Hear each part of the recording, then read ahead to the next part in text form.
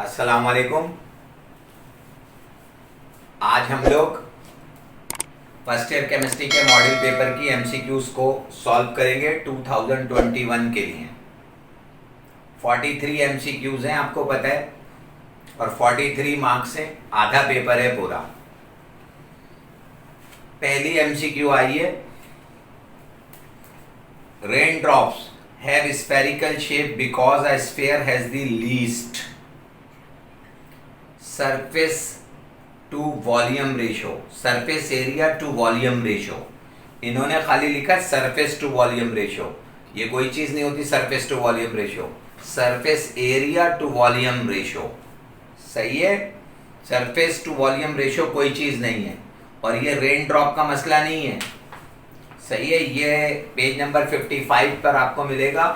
Freely falling drop of a liquid always spherical, और ये जो स्फेरिकल होते हैं वो सरफेस टेंशन की वजह से होते हैं, और सरफेस टेंशन की वजह से होता क्या है, सरफेस एरिया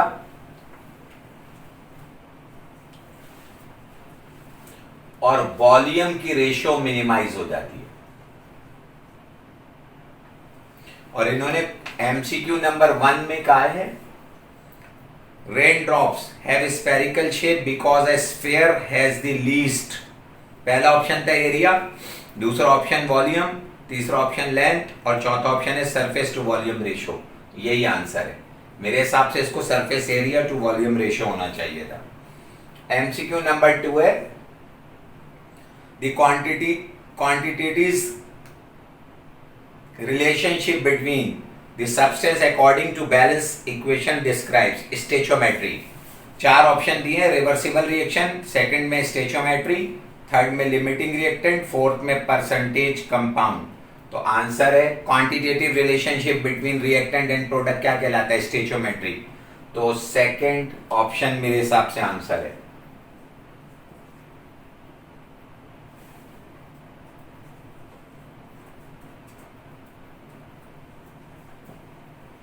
एमसीक्यू नंबर 3,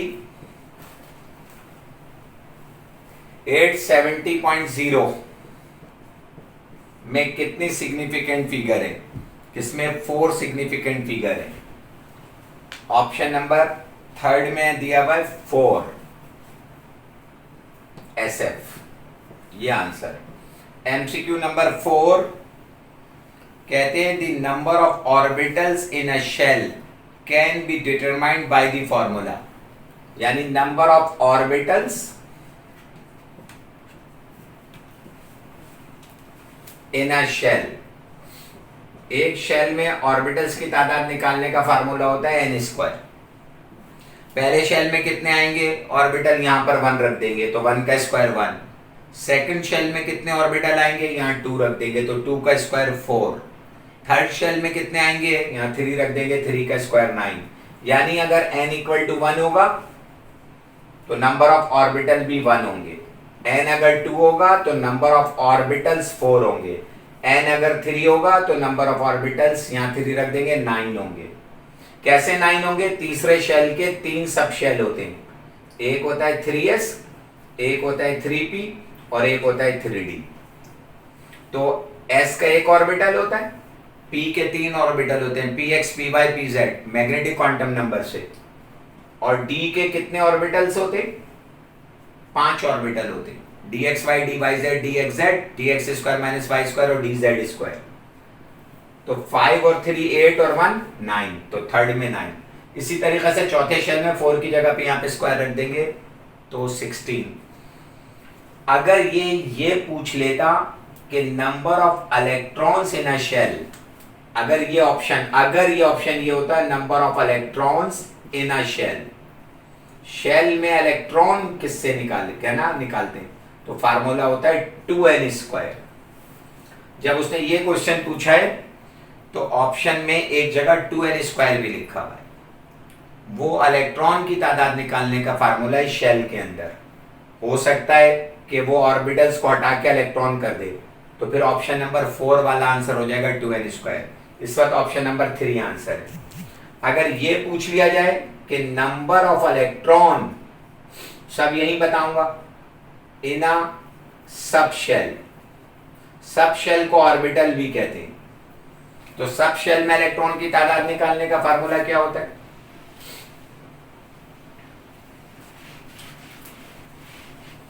वो होता है 2 इंटू 2l+1। ये भी इस एमसीक्यू में ऑप्शन दिया हुआ है, तो थोड़ी थोड़ी चेंजिंग अगर सवाल में कर दी जाएगी तो आंसर चेंज होता जाएगा। आपको तीनों याद करने, number of orbitals in a shell, orbitals को सब शेल भी कहते हैं, यानी number of sub shell in a shell n², number of electron in a shell 2n², number of electron in a sub shell का दूसरा नाम orbitals.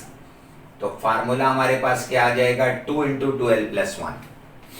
MCQ number 5 है, कह रहा है s-2, इसका एटॉमिक नंबर दे दिया 16। कह रहा है इज आइसो इलेक्ट्रॉनिक विथ, ये आइसो इलेक्ट्रॉनिक है किसके साथ? पहले तो आप इसका इलेक्ट्रॉन निकालें, इसका एटॉमिक नंबर 16 है और -2 का मतलब 2 इलेक्ट्रॉन ज्यादा। तो इस s-2 में कितने इलेक्ट्रॉन है? 16 इसका नंबर और माइनस का मतलब ज्यादा, तो 18 इलेक्ट्रॉन है इसके पास। अब नीचे दिए हुए ऑप्शन में जिसके पास 18 इलेक्ट्रॉन होंगे वो इसका आंसर होगा। तो पहले ऑप्शन में क्या है? सोडियम +1। दूसरे ऑप्शन में क्या है? फ्लोराइड -1। तीसरे ऑप्शन में क्या है? पोटाशियम +1।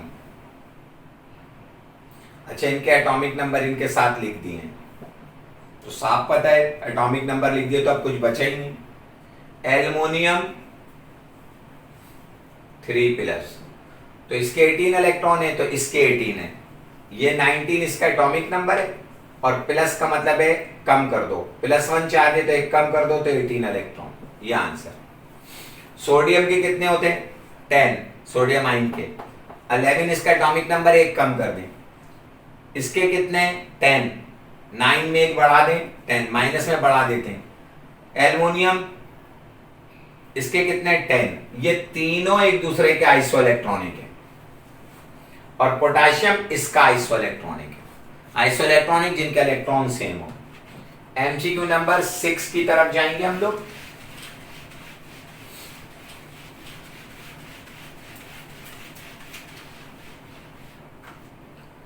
The most of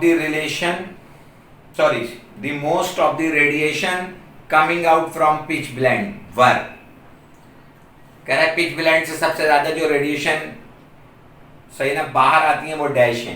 पहले ऑप्शन में कहता है इलेक्ट्रॉन, इलेक्ट्रॉन का दूसरा नाम बीटा पार्टिकल है। सेकंड में कहता है प्रोटॉन, थर्ड में कहता है एक्स रेज और फोर्थ में कहता है न्यूट्रॉन। तो आंसर है electron, beta particle radio activity के दौरान। 7 एमसीक्यूज में कहता है the bond present in ethene molecule, लिख भी दिया इथीन और फार्मूला भी ब्रैकेट में लिख दिया C2H4। कह रहा है इसमें डैश बॉन्ड है, तो इथीन में 5 सिग्मा बॉन्ड होते हैं, 1 पाई बॉन्ड होता है। तो यहां पर ऑप्शन नंबर 1 में 5 सही है ना, sigma bond and 1 pi bond. Option number 1 5 sigma bond and 1 पाई, पहला ऑप्शन है और यही सही है। कैसे? आइए बनाते। इथीन में 2 कार्बन है और 2 हाइड्रोजन है और कार्बन के एक वैलेंसी 4 होती है, उसके लिए 4 बॉन्ड पूरे करना जरूरी है। 1 2 3 4 1 2 3 4 और हर हाइड्रोजन एक बॉन्ड बनाता है। जो सिंगल बॉन्ड होता है वो सिग्मा होता है, तो एक सिग्मा ये रहा, एक सिग्मा ये रहा, एक सिग्मा ये रहा, एक सिग्मा ये रहा, 4 सिग्मा हो गए। डबल बॉन्ड में 1 सिग्मा होता है, 1 पाई होता है, तो कुल सिग्मा कितने हैं? 2 1 2 3 4 5 और पाई कितना? 1। एमसीक्यू नंबर, अच्छा चले इसको मजीद आगे देखते हैं। अगर ये इथीन के बजाय इथाइन होता, हो सकता है ये चेंज होकर इथाइन हो जाए। इथाइन का फार्मूला C2H2 होता है, इसको इथाइन को एसिटाइलिन भी कहते हैं। तो फिर आंसर क्या होता? इस इथाइन के अंदर 3 सिग्मा 2 पाई बॉन्ड होते हैं। इथाइन का स्ट्रक्चर बनाएंगे तो इथाइन में ट्रिपल कोवेलेंट है, 2 कार्बन है, दोनों बना दी, एक एच यहां लगा दिया, एक एच यहां, कार्बन के 4 बॉन्ड पूरे हो गए, 1 2 3 4, 1 2 3 4, 2 कार्बन यूज करिए, 2 हाइड्रोजन और वैलेंसियां भी पूरी। तो ये वाला सिग्मा बॉन्ड एक ये है, और ट्रिपल बॉन्ड में एक सिग्मा होता है और 2 पाई होते हैं। तो 3 सिग्मा बॉन्ड है और 1 पाई है। ये मैं इसलिए करा रहा हूं कि अगर पेपर में चेंज होकर आ जाए, मेरा मकसद खाली ये नहीं है कि मैं आया और मैंने एमसीक्यूज को टिक कर दिया कि ये आंसर है। मेरा मकसद है एक से कई बातें सिखाना। और इसमें तीसरा ऑप्शन इसी का है, 3 sigma bond and 1 pi bond, sorry 2 pi bond, ये 1 गलती से लिख गया हूं मैं, 2 पाई बॉन्ड। और अगर मैं सिर्फ इस इथीन के E को Y कर दूं और C2H2 कर दूं तो एकदम मेरा ऑप्शन 3 वाला जो है वो सही हो जाएगा। एमसीक्यू नंबर 8 है, which molecule has linear structure? कौन सा मॉलिक्यूल है चैप्टर 4 से आइए जिसका स्ट्रक्चर लीनियर है? और इन्होंने ऑप्शन में दिया है CH4, लीनियर स्ट्रक्चर बताने। अब मैं पूरी एमसीक्यूज तो नहीं लिख रहा, वो साइड में आपके पास चलती रहेगी। और ये मेरी एमसीक्यू नंबर 8 थी, लीनियर स्ट्रक्चर बताने किसका? पहला CH4, दूसरा NH3 और तीसरा BF3 और चौथा C2H2 इथाइन। इसका स्ट्रक्चर लीनियर है इथाइन का। BF3 का स्ट्रक्चर ट्राइगोनल है, ये लीनियर है। ये सबके स्ट्रक्चर के इसलिए लिख रहा हूं कि ऐसा ना हो कि आपके ये पूछ लेंगे कौन ट्राइगोनल है। इसका ट्राइगोनल पायरामिड है अमोनिया का, और मीथेन का टेट्राहेड्रल है। भाई ये तो 4 एमसीक्यूज बन सकती हैं और ऐसी एक एमसीक्यू जरूर आई। मैंने कहा ऑप्शन यही रखूं ना तब भी 4 बन सकती हैं। लीनियर स्ट्रक्चर ये टिक, अगर मैं पूछता ट्राइगोनल प्लेनर किसका है तो ये टिक, मैं पूछता ट्राइगोनल पायरामिड किसका है तो ये टिक, टेट्राहेड्रल तो फिर ये।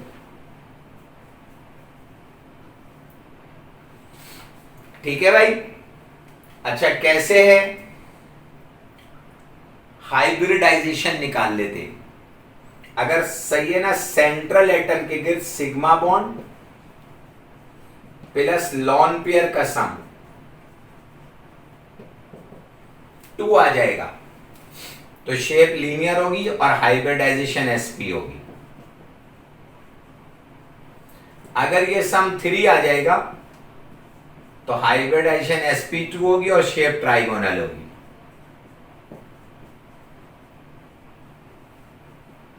Trigonal planar.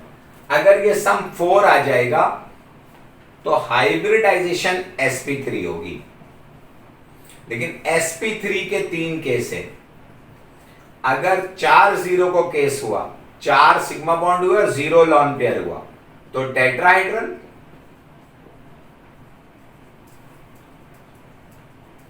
और अगर ये 3 1 का केस हुआ, 3 बॉन्ड पेयर सिग्मा बॉन्ड और 1 लॉन पेयर, तो 4 bond pair 0 lone pair, 3 bond pair 1 lone pair, तो ये हाइब्रिडाइजेशन sp3 होगी लेकिन शेप होगी ट्राइगोनल पायरामिड। पायरामिड कह दे, पायरामिडल कह दे। और अगर ये 2 2 का केस हुआ, 2 सिग्मा है ना, 2 सिग्मा बॉन्ड 2 लॉन पेयर, यानी 2 बॉन्ड पेयर 2 लॉन पेयर, तो शेप होगी वी शेप। अब आइए इसके गिर्द देखते हैं। मीथेन में कितने बॉन्ड है? 4 सिग्मा। कार्बन चौथे ग्रुप का एलिमेंट है, 4 बॉन्ड बना लिए, कोई लॉन पेयर नहीं है, तो सिग्मा बॉन्ड 4 है, 0 लॉन पेयर है, सम 4 है, तो हाइब्रिडाइजेशन तो sp3 है, लेकिन sp3 का कौन सा केस है? 4 0 वाला, तो शेप टेट्राइड है। इसको देखते हैं अमोनिया। नाइट्रोजन 5th ग्रुप का एलिमेंट है, इसके वैलेंस शेल में 5 इलेक्ट्रॉन होते हैं, 3 इसने बॉन्ड बना लिए और 1 इसके पास लॉन पेयर है, तो सिग्मा पर सिंगल बॉन्ड हमेशा सिग्मा होता है, तो सिग्मा बॉन्ड कितने? 3 और लॉन पेयर 1, तो सम आया 4। जब सिग्मा बॉन्ड और लॉन पेयर का सम कितना आया? 4, तो हाइब्रिडाइजेशन sp3 है। अब sp3 का कौन सा केस है? 3 1, तो ट्राइगोनल पायरामिड। अब आइए bf3, बोरॉन 3rd ग्रुप का एलिमेंट है, इसके वैलेंस शेल में 3 इलेक्ट्रॉन होते हैं, तीनों इसने बॉन्ड बना दिए, इसके बाद लॉन पेयर कोई नहीं बचा, तो सिग्मा बॉन्ड 3 है और लॉन पेयर 0 है, सम आया 3। और जब सम 3 आएगा तो हाइब्रिडेशन sp2, और sp2 की शेप क्या होती है? ट्राइगोनल प्लेनर, तो ट्राइगोनल प्लेनर। और यहां पर इथाइन में क्या है?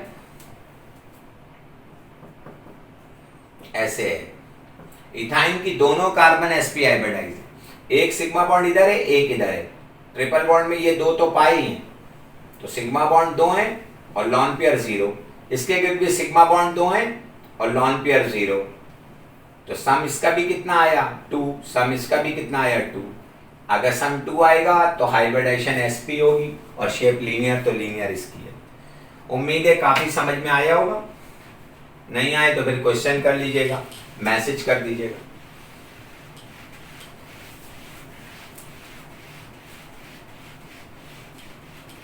MCQ नंबर है 9।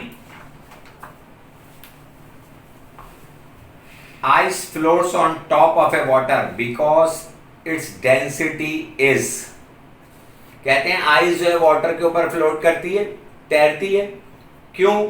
क्योंकि भाई आइस की डेंसिटी पानी से कम होती है, जो ज्यादा डेंसर होता है वो सिंक कर जाता है। सही है, तो इन्होंने ऑप्शन 1 में दिया its density is lesser than density of water, यही ऑप्शन है। डेंसिटी क्या है? लेसर देन, ऑप्शन नंबर 1 यही आंसर है, डेंसिटी ऑफ वाटर। सारे ऑप्शन पढ़ देता हूं मैं, आंसर मैंने यहां लिख दिया। हल्की होती है आइस पानी से। दूसरा कह रहा है equal to density of water, गलत। तीसरे में कह रहा है greater than density of water, बिल्कुल गलत, अगर ज्यादा होती तो डूब जाती। सही ना? ऑल ऑफ देम, आंसर गलत, ये वाला बस सही है।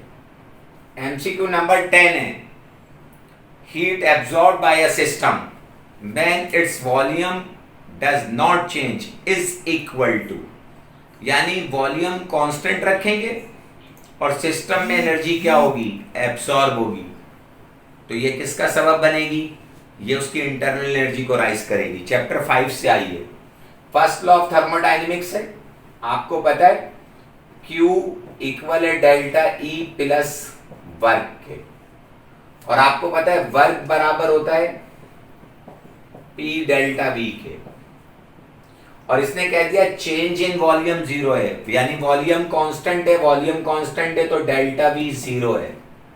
जब डेल्टा V 0 है तो Q बराबर होगा डेल्टा E, और जब आप इसकी जगह 0 रखेंगे तो ये पूरी वैल्यू 0 हो जाएगी, तो जितनी भी आपने हीट सप्लाई करी है वो उसकी इंटरनल एनर्जी की चेंज के बराबर होगी। दोबारा पढ़ते हैं 10, heat absorb by a system, system में जितनी हीट एब्सॉर्ब है when its volume does not change, जबकि उसका वॉल्यूम चेंज ना हो रहा हो, इज इक्वल टू, पहले ऑप्शन में कहता है इंटरनल एनर्जी,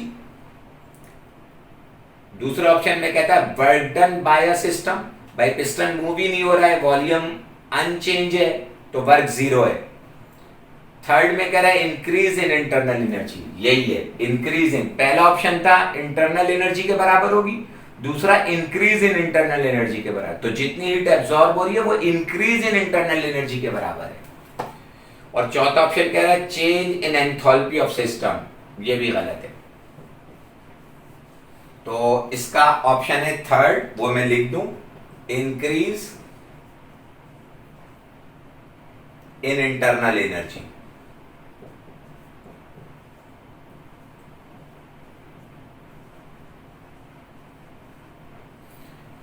11 है हमारे पास, which of the following is intensive property of system. Intensive property क्या होती है? जो independent of amount of substance होती है। अमाउंट ऑफ सब्सटेंस को क्या कहते हैं? मास। तो हम कहते हैं जो इंडिपेंडेंट ऑफ मास होती है या इंडिपेंडेंट ऑफ अमाउंट होती है वो इंटेंसिव होती है। याद कैसे रखेंगे? आई से इंडिपेंडेंट आता है और आई से ही इंटेंसिव आता है। तो जो independent of amount of substance हो वो इंटेंसिव, जो depends upon amount of substance हो वो एक्सटेंसिव। इस दफा क्वेश्चन क्या था? विच of the following is intensive property of system. 4 दी हुई है, कह रहे इसमें से कौन इंटेंसिव है? डेंसिटी इंटेंसिव है, मालूम है मुझे, समझ में आ गई बात। डेंसिटी मास पे डिपेंड नहीं करती। डेंसिटी का मतलब है गाढ़ापन। पानी का एक कतरा हो या बहुत सारा पानी हो, पानी की डेंसिटी वही होती है। शहद का एक ड्रॉप हो या पूरा शहद का समंदर हो, शहद की डेंसिटी वही रहेगी। दूध की डेंसिटी वही रहती है। अमाउंट्स कम हो ज्यादा होने से डेंसिटी चेंज नहीं होती। तो यही इंटेंसिव है। ऑप्शन बी में इन्होंने कहा था एनर्जी। एनर्जी सारी की सारी, all types of energy extensive property होती है सिवाय थ्रेशोल्ड एनर्जी के। वॉल्यूम, वॉल्यूम भी एक्सटेंसिव प्रॉपर्टी है, अमाउंट पे डिपेंड करता है। एंट्रोपी, एंट्रोपी भी इसका यूनिट होता है जूल पर केल्विन, सही है ना एंट्रोपी का। और जूल जो है वो क्या है? एनर्जी है बुनियादी तौर पर। तो ये भी एक्सटेंसिव है। ये तीनों एक्सटेंसिव है और ये इंटेंसिव है, सही है। सवाल चेंज कर देता हूं, आंसर फिर भी यही रहेगा। मैंने कहा इनमें से कौन एक्सटेंसिव नहीं है? नॉट एक्सटेंसिव, तब भी आंसर यही है, ऐसे भी घूम जाता है। एमसीक्यू नंबर 12 है, the product of pressure and volume has the dimension. आपको पता है ये प्रोडक्ट ऑफ प्रेशर और वॉल्यूम वर्क के बराबर है, और वर्क का यूनिट क्या होता है? जूल, और वर्क को मैकेनिकल एनर्जी कहते हैं। तो इसने कहा प्रोडक्ट ऑफ, प्रोडक्ट कहते हैं मल्टीप्लाई को P और V, तो product of P and V क्या है? Has the dimension. किसकी डायमेंशन रखता है भाई? ये एनर्जी की डायमेंशन रखता है। बुनियादी तौर पर PV क्या है? वर्क है, और वर्क का यूनिट जूल होता है, और एनर्जी का यूनिट भी जूल होता है। वर्क मैकेनिकल एनर्जी होता है, तो इसकी डायमेंशन क्या है? एनर्जी। ऑप्शन नंबर सी में दिया हुआ है। पहला था प्रेशर, दूसरा वॉल्यूम, तीसरा एनर्जी, चौथा टेम्परेचर। एमसीक्यू नंबर है 13, कह रहा है फॉर द रिएक्शन, एक रिएक्शन दे दिया 2NH3, अमोनिया डीकंपोज हो गई है N2 प्लस 3H2 में। पहली बात तो कि सिंगल एरो लिखा है गलत है, और नीचे केसी और केपी के रिलेशन दिए हैं। केसी और केपी के रिलेशन जो है ना वो रिवर्सिबल रिएक्शन के लिए हो सकते हैं, तो मैंने करेक्शन कर दी इसकी एरो बनाकर। सॉरी, इन्होंने दिया हुआ था एरो ऐसे करके दिया है, मुझे नजर नहीं आया था, यूं दिया है, रिवर्सिबल है। तो पहला ऑप्शन है केसी, इस रिएक्शन के लिए केसी केपी से बड़ा होगा। दूसरा ऑप्शन है केसी केपी से छोटा होगा। ऑप्शन नंबर 3 है केपी केसी के इक्वल होगा। और ऑप्शन नंबर 4 है केपी केसी डिवाइडेड बाई 2 के बराबर होगा।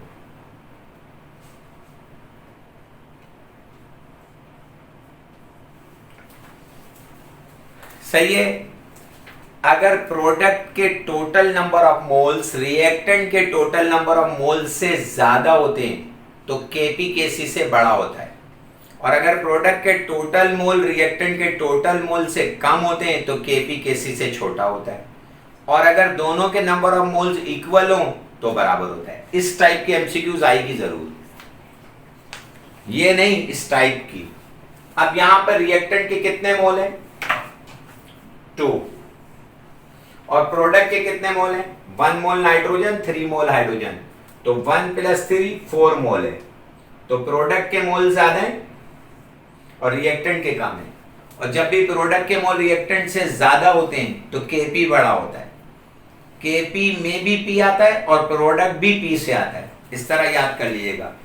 तो इस वक्त Kp Kc से बड़ा होगा, तो ये वाला रिलेशन है जिसमें Kp Kc से बड़ा है। अगर फर्ज किया रिएक्टेंट के मोल ज्यादा होते और प्रोडक्ट के कम, तो ये वाला ऑप्शन होता। फिर Kp Kc से छोटा होता, दूसरे लफ्जों में Kc Kp के बराबर होता, बड़ा होता Kc Kp से। और अगर दोनों के मोल्स बराबर हो रिएक्टेंट और प्रोडक्ट के, तो फिर Kp और Kc बराबर होते, फिर ऑप्शन ये होता।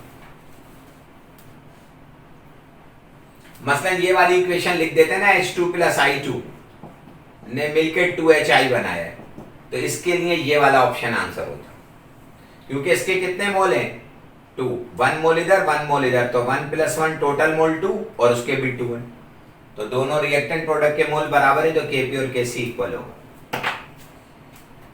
MCQ number 14,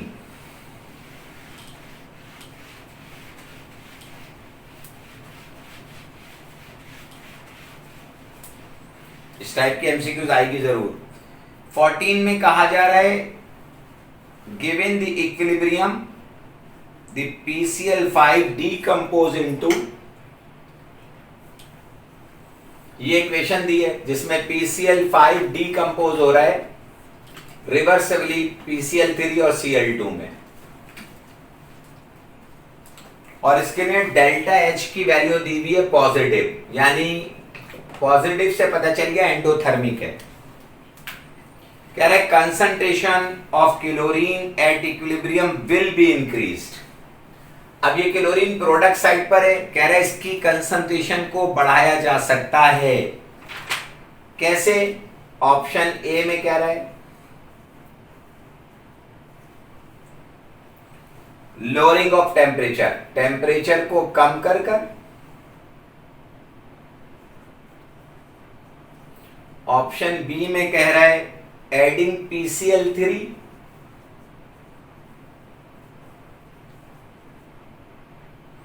to the mixture,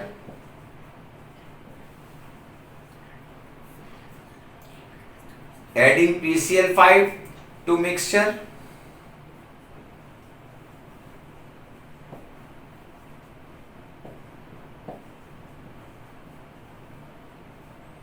और चौथे ऑप्शन में कह रहा है इंक्रीजिंग प्रेशर। चैप्टर 6 है ये एक रिएक्शन दे दिया और ये साइन बता रही है एंडोथर्मिक है, और हमें इसकी यील्ड बढ़ानी है, क्लोरीन की क्वांटिटी बढ़ानी है। कह रहा है ये 4 लिख दिए इसने ऑप्शन, कौन सा ऑप्शन आपको सुटेबल लग रहा है जिससे क्लोरीन की कंसंट्रेशन या अमाउंट बढ़ जाएगी। ये एक एंडोथर्मिक रिएक्शन है। एंडोथर्मिक में टेम्परेचर बढ़ाने से फॉरवर्ड रिएक्शन तेज होता है और प्रोडक्ट की अमाउंट ज्यादा बनती है, और क्लोरीन प्रोडक्ट साइड पर है, तो अगर मैं इस रिएक्शन में टेम्परेचर बढ़ा दूं तो क्लोरीन की क्वांटिटी ज्यादा बनेगी। और इन्होंने कहा लोअरिंग ऑफ टेम्परेचर, ये गलत हो गया। एडिंग PCl3 टू मिक्सचर, ये कंसंट्रेशन का इफेक्ट पूछा है, तो अगर आप रिएक्टेंट की कंसंट्रेशन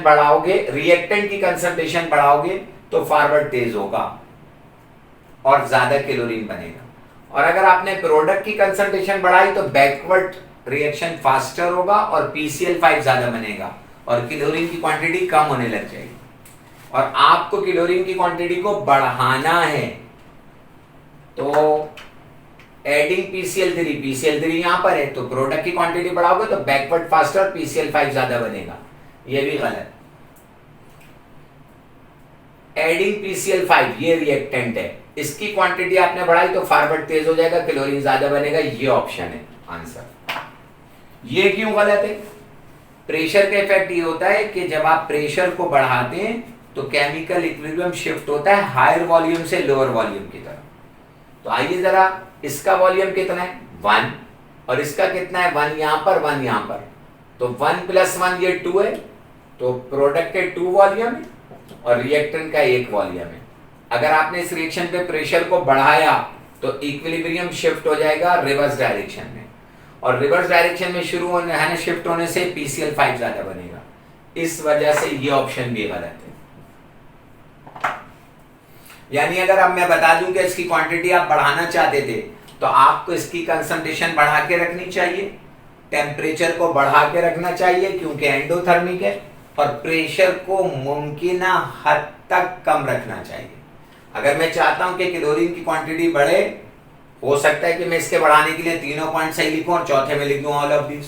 तो मुझे क्या करना चाहिए? Increase the concentration of PCl5, increase the temperature, decrease the pressure. ये तीनों कंडीशन वो हैं जिसमें क्लोरीन बढ़ेगा, और ऑप्शन 4 में मैं कह दूंगा ऑल ऑफ दिस। उम्मीद है मेरी बात समझ में आ रही होगी। 15 MCQ। 15 के अंदर है which one of the following solution is basic. कह रहा है कौन सा सॉल्यूशन बेसिक है।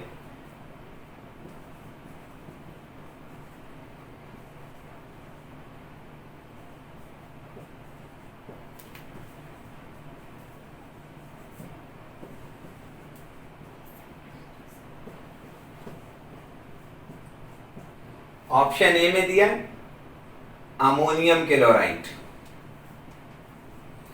ऑप्शन बी में दिया NaCl, सोडियम कार्बोनेट,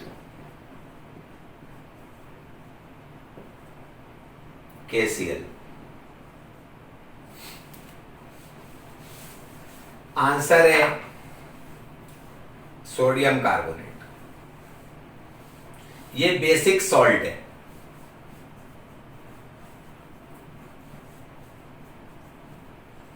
और ये दोनों न्यूट्रल सॉल्ट है, और वो एसिडिक सॉल्ट है। अगर मैं थोड़ा सा चेंज करूं सवाल को और इस बेसिक की बजाय एसिडिक लिख दूं तो मेरा ऑप्शन ये हो जाएगा। अभी ये कैसे सोडियम कार्बोनेट कैसे बना है? जब आपने स्ट्रॉन्ग बेस इसको बना रहे, इसको स्ट्रॉन्ग बेस सोडियम हाइड्रोक्साइड को वीक एसिड कार्बोनिक एसिड से रिएक्शन कराए, तो आपके पास बना है सोडियम का कार्बोनेट और वाटर, और बैलेंस करने के लिए मैंने 2 लगा दिया और यहां पे 2 लगा दिया। और अगर आप अमोनियम क्लोराइड को बनाना था तो आपने स्ट्रॉन्ग एसिड लिया HCl और वीक बेस लिया है अमोनियम हाइड्रोक्साइड। ये वीक बेस है, ये स्ट्रॉन्ग एसिड है। स्ट्रॉन्ग एसिड और वीक बेस जब भी रिएक्ट करेंगे तो एसिडिक सॉल्ट बनेगा, और जब आप स्ट्रॉन्ग बेस और वीक एसिड, ये वीक एसिड है कार्बोनिक एसिड, और ये स्ट्रॉन्ग बेस है तो बेसिक सॉल्ट है। अगर आप मुझसे वहां प्रोडक्ट बनवाएंगे तो ये प्रोडक्ट बनेगी अमोनियम क्लोराइड और वाटर। एसिड और बेस रिएक्ट करते हैं तो सॉल्ट और वाटर बनते हैं, ये एसिडिक सॉल्ट। अब है MCQ number 16, the oxidation number of chromium in dichromate ion. 16 MCQ है, और ये दे दिया Cr2O7, ऊपर दिया चार्ज 2- और इसमें क्रोमियम की ऑक्सीडेशन स्टेट बनानी है। तो जिसकी ऑक्सीडेशन स्टेट निकालनी होती है उसे ऐसे ही लिखते थे, और नंबर ऑफ क्रोमियम कितने 2 तो मल्टीप्लाई बाई 2 कर देंगे। रूल है ये है, एक ऑक्सीजन की ऑक्सीडेशन स्टेट -2 होती है, मल्टीप्लाइड बाई 7 कर देंगे, और इक्वल टू क्या कर देंगे चार्ज, ऊपर चार्ज है -2। अगर ये कंपाउंड होता तो इक्वल टू 0 कर देते। यानी एक कंपाउंड में जितने भी एलिमेंट होंगे सबकी ऑक्सीडेशन स्टेट को सम करते जाएंगे, और अगर कंपाउंड होगा तो इक्वल टू 0 ले लेंगे, और अगर आयन होगा तो इक्वल टू चार्ज ले लेंगे। अब इसको रख के निकाल देंगे, प्लस माइनस माइनस 7 2 14 -2, -14 उधर जाकर +14, और +14 -2 +12,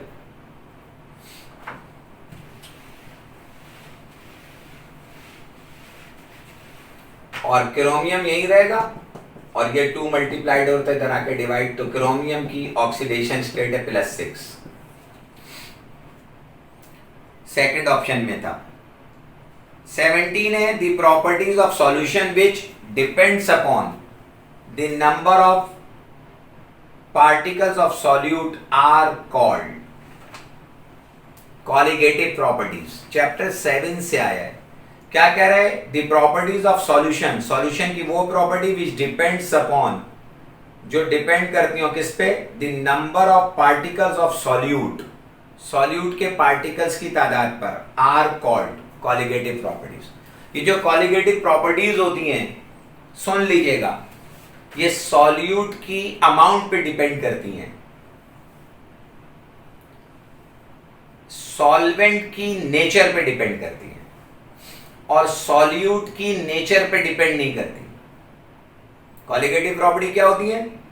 depends upon amount of solute, independent of nature of solute, depends upon nature of solvent. Solvent की नेचर पे डिपेंड करती हैं, सॉल्यूट की नेचर पे डिपेंड नहीं करती, सॉल्यूट के अमाउंट पे डिपेंड करती। क्या डाल रहे हैं इससे गर्ज नहीं, कितना डाल रहे हैं इससे गर्ज है, और किस सब्सटेंस में डाल रहे हैं, जिसमें डाल रहे हैं उसकी नेचर पे डिपेंड करती है, उससे गर्ज है। 4 होती है colligative properties. Lowering of vapour pressure, elevation of boiling point, depression in freezing point, और ऑस्मोटिक प्रेशर। ये भी नाम याद रखिएगा, हो सकता है पूछ ले कि इनमें से कौन सी कॉलिगेटिव प्रॉपर्टी है। चैप्टर नंबर 7 से आई है, तो इस वक्त आंसर है कॉलिगेटिव प्रॉपर्टी। इसने कहा जो सॉल्यूट के अमाउंट पे डिपेंड करती है वो प्रॉपर्टी डैश होती है, पहला ऑप्शन है कॉलिगेटिव प्रॉपर्टीज का।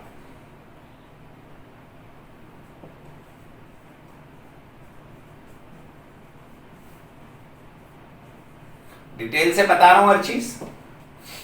अब है MCQ number 18, if the rate of reaction is independent of concentration of reactant, the reaction is of zero order. ये प्रॉपर डेफिनेशन है पूरी 18 की।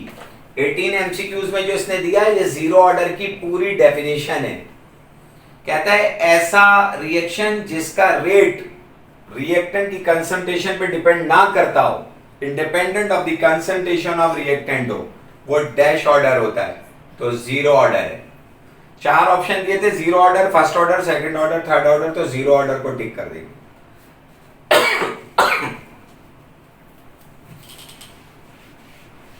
एमसीक्यू नंबर है 19,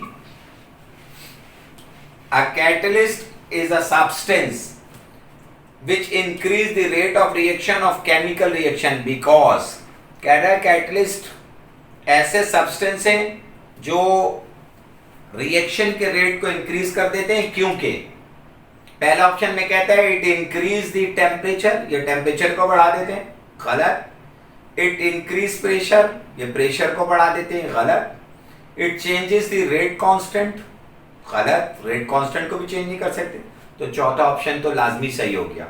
चौथे ऑप्शन में कहता है it lowers the activation energy, तो कैटलिस्ट क्या करते हैं? एक्टिवेशन एनर्जी को कम कर देते हैं। पास पेपर में काफी दफा ये एमसीक्यूज आ चुकी है। एमसीक्यू नंबर 20 है the branch of chemistry which deals with the study of reaction rates is known as chemical kinetics. कह रहे हैं केमिस्ट्री की वो ब्रांच जो रिएक्शन रेट को डील करती है उसे डैश कहते हैं, केमिकल काइनेटिक्स कहते हैं। चैप्टर नंबर 8 के पहले ही पेज पे लिखा हुआ है। 21 एमसीक्यू है the penetration power of beta particle in air as compare to alpha particle. कह रहा है बीटा पार्टिकल की अल्फा पार्टिकल के मुकाबले में एयर के अंदर जो पेनिट्रेशन है वो डैश टाइम्स होती है। पहला option 100 times, second option 2 times, third option 1000 times, और फोर्थ ऑप्शन 200 टाइम्स। तो याद रखिएगा 100 टाइम्स।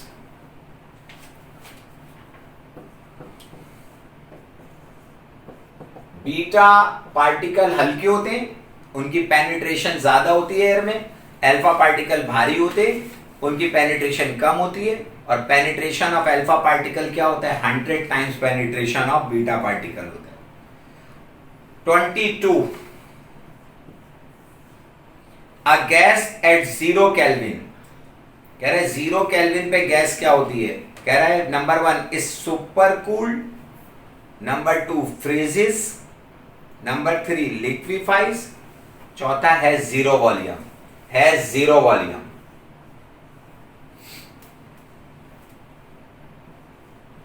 इसे एब्सोल्यूट जीरो भी कहते हैं। सही है, ये 0 केल्विन है और इसको -273 डिग्री सेंटीग्रेड भी कहते हैं। 23 the molecular formula of vitamin C is C6H8O6। ये विटामिन सी का मॉलिक्यूलर फार्मूला है। विटामिन सी को एस्कॉर्बिक एसिड भी कहते हैं। इट्स एम्पेरिकल फार्मूला, आपको इसका एम्पेरिकल फार्मूला बताना है।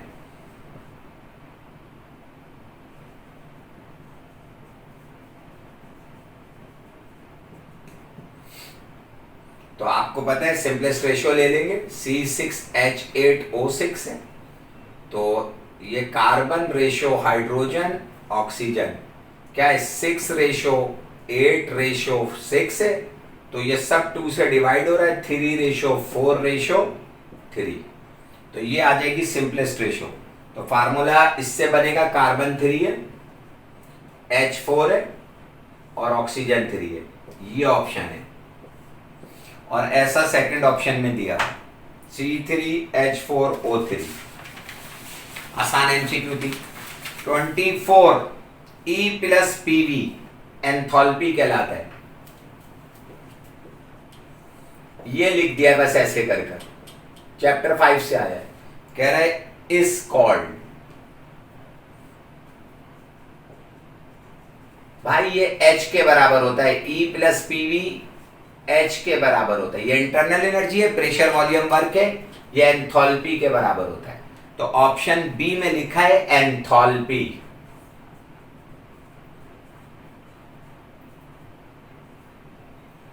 एक्सटेंसिव प्रॉपर्टी होती है भी।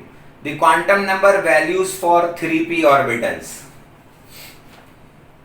MCQ number 25।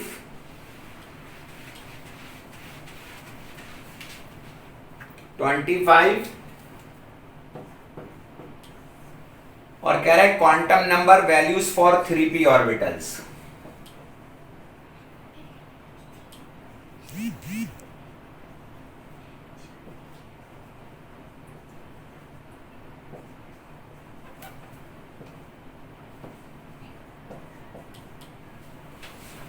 तो आपको पता है 3p के लिए ये जो है ये n है, तो n जो है वो 3 है, इसे प्रिंसिपल क्वांटम नंबर कहते हैं। और p ऑर्बिटल के लिए l की वैल्यू होती है 1, तो n 3 है, प्रिंसिपल क्वांटम नंबर 3 है और एजीमुथल क्वांटम नंबर 1 है, तो आंसर है 3 और 1। और ऐसा मेरे पास ऑप्शन डी में है, n3 l1 ऑप्शन डी में, और ऐसे करके इन्होंने लिखा हुआ है। आपको पता है s ऑर्बिटल के लिए l की वैल्यू 0 होती है, p ऑर्बिटल के लिए l की वैल्यू 1 होती है, और d ऑर्बिटल के लिए l की वैल्यू 2 होती है, और f ऑर्बिटल के लिए l की वैल्यू 3 होती है, एजीमुथल क्वांटम नंबर। और n ये होता है जो बराबर में लिखा होता है। MCQ number 26, orbitals having same energy are called hybrid orbitals. वो ऑर्बिटल्स जिनकी एनर्जी सेम होती है, आंसर लिख दिया मैंने डायरेक्ट, हाइब्रिड ऑर्बिटल्स कहलाते। ऑप्शन में था hybrid orbitals, degenerate orbitals, valence orbital, bonding orbitals. Hybrid orbitals की एनर्जी सेम होती है, बाकी सबकी तीनों की डिफरेंट होती है। 27 MCQ है, the net enthalpy change in a chemical reaction is same whether it is brought about in 2 or more different ways in one or several step it is known as Hess's law। पूरी की पूरी statement लिख दी है Hess's law की। कह रहा है कि एक प्रोसेस को आप किसी भी तरीके से अंजाम दीजिए, चेंज इन एंथैल्पी क्या रहेगी, कांस्टेंट। सही ना, एक स्टेप में अंजाम दीजिए या सेवरल स्टेप में। यानी जो केमिकल रिएक्शन है वो इंडिपेंडेंट ऑफ पाथ होता है, वो डिपेंड करता है खाली इनिशियल स्टेट और final state of the system पर। तो इसका आंसर है हेसेस लॉ। पूरी स्टेटमेंट लिख दी हेसेस की। एमसीक्यू नंबर 28 कह रहा है विच of the following compound does not contain hydrogen bond. 28 को देखते हैं, कह रहा है कौन से कंपाउंड में हाइड्रोजन बॉन्ड नहीं है। ऑप्शन लिख रहा हूं, एमसीक्यू मैंने पढ़ दी है, बराबर में आपके पास चलती रहेगी। पहला ऑप्शन CH4, दूसरा ऑप्शन H2O और तीसरा ऑप्शन अमोनिया और चौथा ऑप्शन HF। और ये है जिसमें हाइड्रोजन बॉन्ड नहीं है। हाइड्रोजन बॉन्ड बनने के लिए जरूरी है कि ऑक्सीजन जो है ना वो हाई इलेक्ट्रोनेगेटिव एलिमेंट के साथ अटैच हो, जिनकी नेगेटिविटी ज्यादा होती है। आपको पता है फ्लोरीन की इलेक्ट्रोनेगेटिविटी क्या है, 4 सबसे ज्यादा। ऑक्सीजन से अटैच है हाइड्रोजन 3.5 है ऑक्सीजन की, और नाइट्रोजन की 3 है। और कार्बन और हाइड्रोजन का बॉन्ड पोलर ही नहीं है, और हाइड्रोजन बॉन्ड होने के लिए पोलर होना जरूरी है, और पोलर में इलेक्ट्रोनेगेटिविटी का वाज़ेह डिफरेंस होना चाहिए। कार्बन की इलेक्ट्रोनेगेटिविटी है 2.5, हाइड्रोजन है 2.1, तो खाली 0.4 का डिफरेंस है। और यहाँ पर देखिए हाइड्रोजन 2.1, 3.5, 1.4 का डिफरेंस है। जहाँ मैक्सिमम 4 होती हो इलेक्ट्रोनेगेटिविटी, वहाँ 1.4 का डिफरेंस है। और यहाँ पर हाइड्रोजन 2.1 और नाइट्रोजन 3.9 का डिफरेंस है। और यहाँ हाइड्रोजन 2.1 और फ्लोरीन 4, ये तो बहुत बड़ा डिफरेंस है। सही है, ये 1.9 का फर्क है। तो सही नहीं, ये पोलर ही नहीं होता। 29 in a chemical reaction equilibrium is said to have established when। कह रहे हैं केमिकल रिएक्शन में इक्विलिब्रियम सही ना उस वक्त एस्टैब्लिश होता है कब, concentration of product and reactants are equal. जब प्रोडक्ट और रिएक्टेंट की कंसंट्रेशन इक्वल हो जाए तब इक्विलिब्रियम एस्टैब्लिश होता है, बिल्कुल नहीं। सेकंड ऑप्शन में कह रहा है अपोजिंग रिएक्शन सीज, यानी बैकवर्ड रिएक्शन जो है वो रुक जाए, बिल्कुल नहीं। Option number 3 rate of opposing reaction becomes equal, अगर rate of opposing reaction forward के बराबर हो जाए तो इक्विलिब्रियम एस्टैब्लिश हो जाएगा। चौथा ऑप्शन कह रहा है rate of forward reaction is twice as compare to reverse reaction, बिल्कुल गलत। इक्विलिब्रियम सही है ना रिवर्सिबल में उस वक्त होता है जब फॉरवर्ड और बैकवर्ड रिएक्शन का रेट इक्वल हो जाए, यानी फॉरवर्ड और अपोजिंग रिएक्शन का रेट इक्वल हो जाए, कंसंट्रेशन इक्वल होना जरूरी नहीं है। तो ऑप्शन नंबर 29 का आंसर लिख दे रहा हूं क्वेश्चन एमसीक्यू नंबर का, रेट ऑफ अपोजिंग रिएक्शन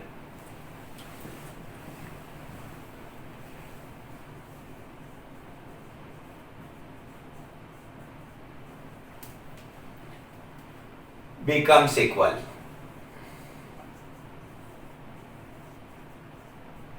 ये आंसर।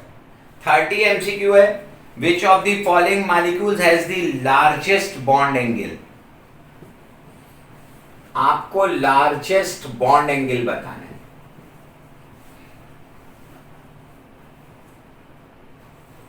अब लार्जेस्ट बॉन्ड एंगल क्या है, वाटर मॉलिक्यूल, पहला ऑप्शन दिया है वाटर, दूसरा ऑप्शन दिया है अमोनिया, तीसरा ऑप्शन दिया है मीथेन, चौथा ऑप्शन दिया है बेरिलियम क्लोराइड। और ये आंसर है। जिसका स्ट्रक्चर लीनियर होगा ना वो आंसर है। ये 2 जीरो का केस है, अभी मैंने इसी वीडियो में बताया। ये 4 जीरो का केस है, ये 3 1 का केस है, और ये 2 2 का केस है। ये भी sp3 हाइब्रिडाइज, ये भी sp3, ये भी sp3, ये खाली sp। अच्छा, अब ये लीनियर शेप है, सही है। यहां पर वाटर में एंगल होता है 104.5 डिग्री का, अमोनिया में एंगल होता है 107 डिग्री का। मीथेन में एंगल होता है 109.5 डिग्री का, और बेरिलियम क्लोराइड में एंगल होता है 180 डिग्री का। अगर वो पूछता है इसमें सही ना स्मॉलेस्ट बॉन्ड एंगल किसके दरमियान है, तो फिर हम वाटर को टिक कर देते हैं। थोड़ा सा चेंज करो ना, लार्जेस्ट के बजाय स्मॉलेस्ट। नेक्स्ट एमसीक्यू है 31 एमसीक्यू में the value of R, bracket में लिख दिया जनरल गैस इक्वेशन है, in SI unit is. SI unit में वैल्यू ऑफ आर क्या होती है, डायरेक्ट याद कर लीजिएगा 8.3143, लेकिन यूनिट भी याद रखिएगा क्योंकि इसने दो जगह ये वैल्यू लिख दी है। 8.314 ऑप्शन ए में भी लिख दिया, ऑप्शन बी में भी लिख दी है, और ऑप्शन सी में भी आर की वैल्यू सही लिखी है, लेकिन वो एसआई नहीं लिखी। Value of R SI system में बतानी है। यूनिट कैसे निकालेंगे, आपको पता है PV is equal to NRT होता है, और आर बराबर होता है PV over NT. PV work के बराबर है तो इसका यूनिट जूल है, और इसका यूनिट क्या है मोल, और इसका यूनिट क्या है केल्विन। तो यूनिट होना चाहिए 8.314 के साथ जूल। जूल को भी इन्होंने खोल के लिखा है, जूल में छुपा होता है न्यूटन इंटू मीटर, और नीचे मोल पर केल्विन, ये वाला यूनिट दिया है। खाली जूल नहीं दिया है, ये वाले ऑप्शन के साथ टिक करना है। जूल दे देता तो ठीक होता, लेकिन उसने ये वाला ऑप्शन दिया है। और सेकंड वाले ऑप्शन में क्या करा है,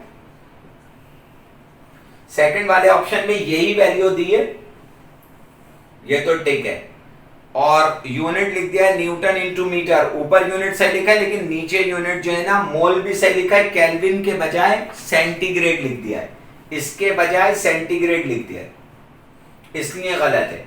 सिर्फ एक यूनिट की वजह से गलत हो गया। और 0.0821 वाले को टिक नहीं करेंगे क्योंकि वो एसआई वैल्यू, एसआई सिस्टम की वैल्यू नहीं है। अब हम 32 एमसीक्यू करेंगे।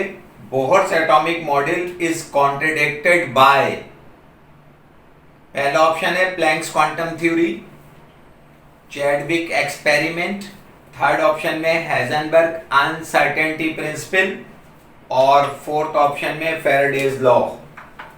तो बेसिकली ये 32 का जो आंसर है वो है हाइजेनबर्ग अनसर्टेनिटी प्रिंसिपल।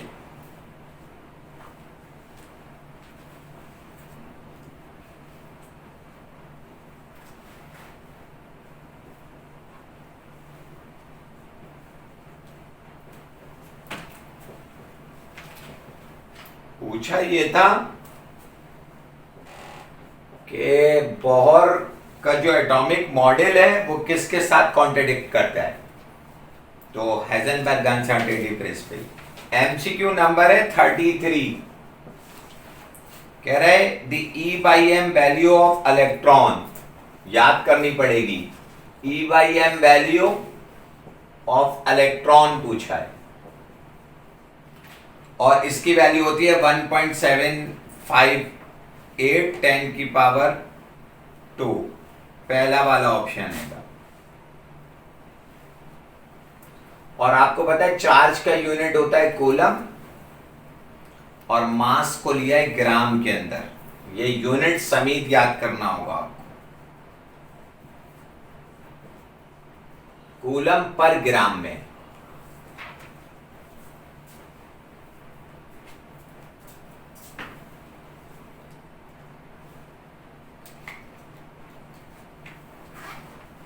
पावर 8 है ये।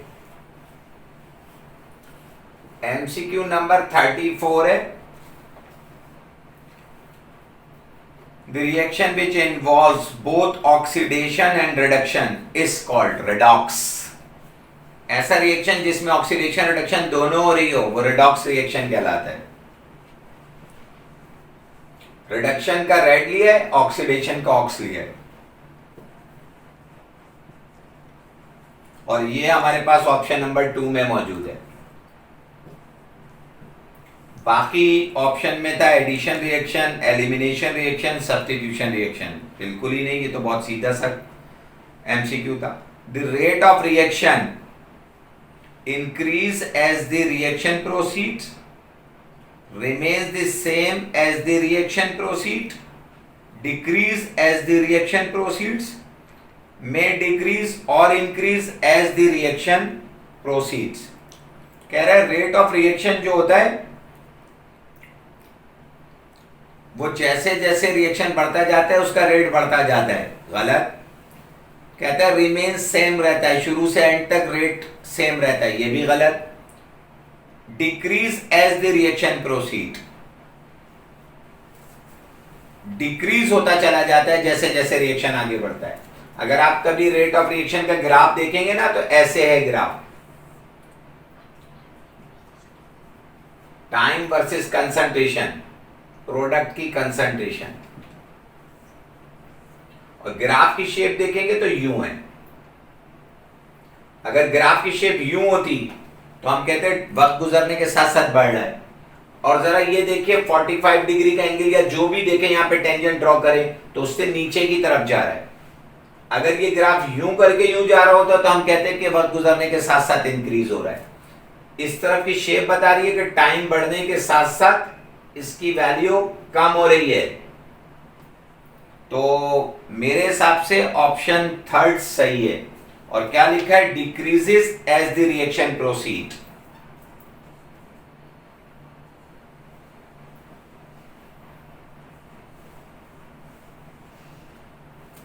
As the reaction proceed,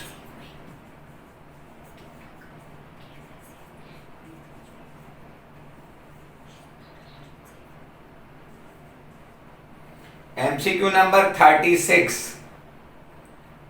for gaseous system the value of Kp and Kc are same। कह रहे गैसियस सिस्टम के लिए वैल्यू ऑफ Kp और Kc क्या होती है? सेम होती है। कब? आपको पता है कि जब प्रोडक्ट और रिएक्टेंट के मोल इक्वल हो जाए। पहले ऑप्शन में कहता है रिएक्शन अकर्स एट एसटीपी, गलत। रिएक्शन इज एक्सोथर्मिक, इससे केपी केसी का कोई ताल्लुक नहीं है इक्वल होने से। रिएक्शन इज एंडोथर्मिक, ये भी नहीं। तो ऑप्शन नंबर 4 तो ठीक हो गया। Number of moles of product are equal to number of moles of reactants। Option number 4 MCQ number 36 का।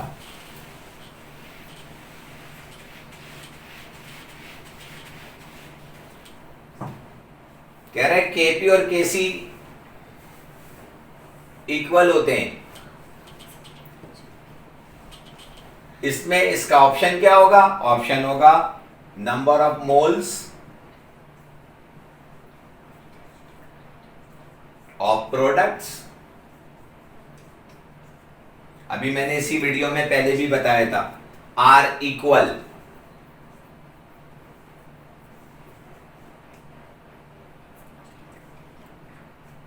To the number of moles of reactant.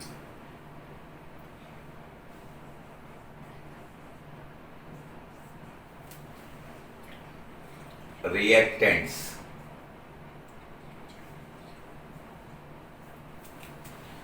MCQ number 37 है, हीट एब्सॉर्ब और released during a chemical process at constant pressure is equal to. Chapter 5 से आइए, enthalpy के equal होती है delta H के। ऐसे हम ड्राइव करते हैं, 4 ऑप्शन दिए, डेल्टा ई, डेल्टा एच और क्यू,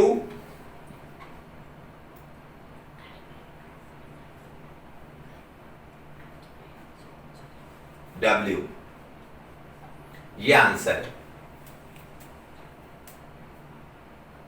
कांस्टेंट प्रेशर पर जो ये डेरिवेशन है पूरी चैप्टर 5 में कि कांस्टेंट प्रेशर पे जो हीट सप्लाई करते हैं वो डेल्टा एच के इक्वल होती है। ये पूछा है, heat supplied to a system at constant pressure is equal to करके छोड़ दिया था, डेल्टा एच आंसर है। MCQ number 38, which of the following molecules has 2 pi bond? कौन से मॉलिक्यूल में 2 पाई बॉन्ड है?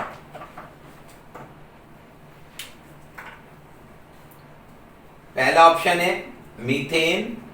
मीथेन में एक भी पाई बॉन्ड नहीं है, 4 बॉन्ड है, चारों सिग्मा है। दूसरा ऑप्शन है इथीन, इसमें एक पाई बॉन्ड है। और तीसरा ऑप्शन है नाइट्रोजन, इसमें ट्रिपल कोवेलेंट बॉन्ड है। यही आंसर है, इसमें 2 पाई बॉन्ड है। और ये ऑक्सीजन, इसमें एक पाई बॉन्ड है। इसके चारों बॉन्ड सिग्मा होते हैं भाई, सिंगल बॉन्ड हमेशा सिग्मा। इसमें C2H4 में ये डबल बॉन्ड है, तो डबल बॉन्ड में एक सिग्मा एक पाई। O2 में डबल बॉन्ड है, एक सिग्मा एक पाई। लेकिन नाइट्रोजन में ट्रिपल कोवेलेंट बॉन्ड है। जहां ट्रिपल कोवेलेंट बॉन्ड होता है वहां एक सिग्मा 2 पाई है, यहां पर एक सिग्मा है और 2 पाई है। तो ये आंसर है। MCQ number 39। No 2 electron in an atom can have a same set of 4 quantum numbers is called Pauli exclusion principle। ये Pauli exclusion principle की पूरी डेफिनेशन दे दी है इसने। कहता है कि एक एटम में मौजूद किसी भी 2 इलेक्ट्रॉनों के लिए चारों क्वांटम नंबर का सेट कभी सेम नहीं हो सकता। तो सेकंड ऑप्शन में पॉली एक्सक्लूजन प्रिंसिपल लिखा है, तो 39 का आंसर है पॉली एक्सक्लूजन प्रिंसिपल।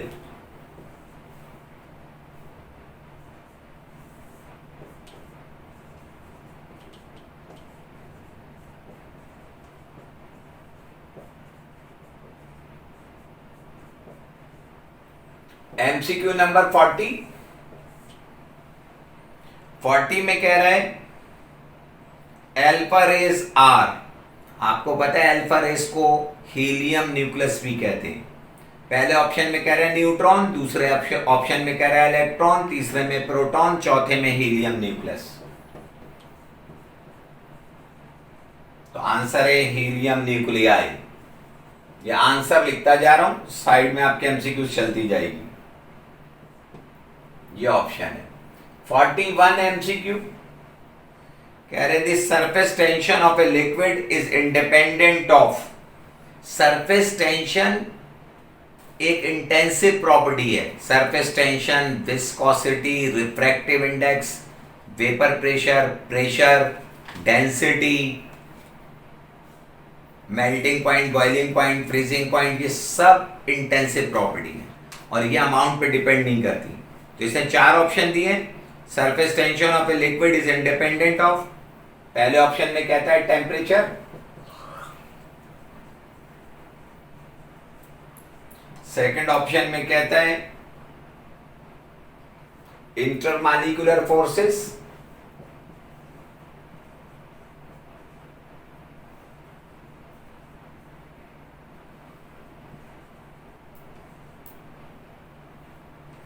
ऑप्शन 3 में कहता है नेचर ऑफ लिक्विड। तीनों पर सरफेस टेंशन डिपेंड करती है, तीनों पर, टेम्परेचर पे भी, नेचर ऑफ लिक्विड पे भी, इंटरमॉलिक्यूलर फोर्सेस पर भी। चौथा जो है अमाउंट ऑफ लिक्विड, लेकिन लिक्विड के अमाउंट पे डिपेंड नहीं करता सरफेस टेंशन, तो अमाउंट ऑफ लिक्विड टिक कर देंगे। ठीक है, अब एमसीक्यू नंबर है हमारे पास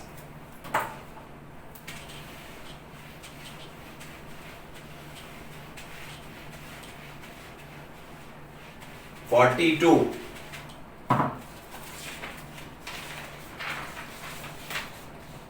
कहा जा रहा है the tendency of a liquid to cling together is called surface tension, cohesion, adhesion, viscosity. तो आंसर है कोहेशन।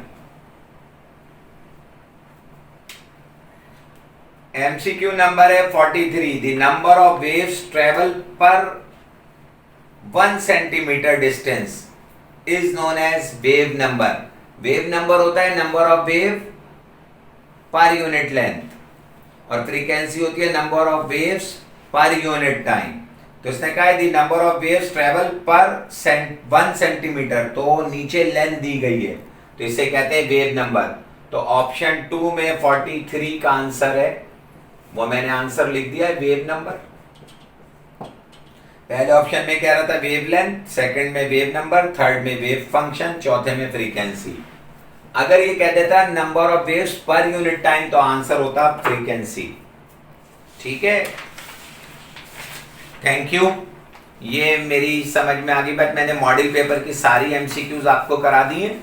ठीक है, अब मैं डिफरेंट कॉलेजेस के पेपर की एमसीक्यूज और पास पेपर के एमसीक्यूज को अपलोड करूंगा। अगर आपको ये वीडियो सही अच्छी लगे तो आप अपने दोस्तों से शेयर करिएगा। शुक्रिया बहुत बहुत।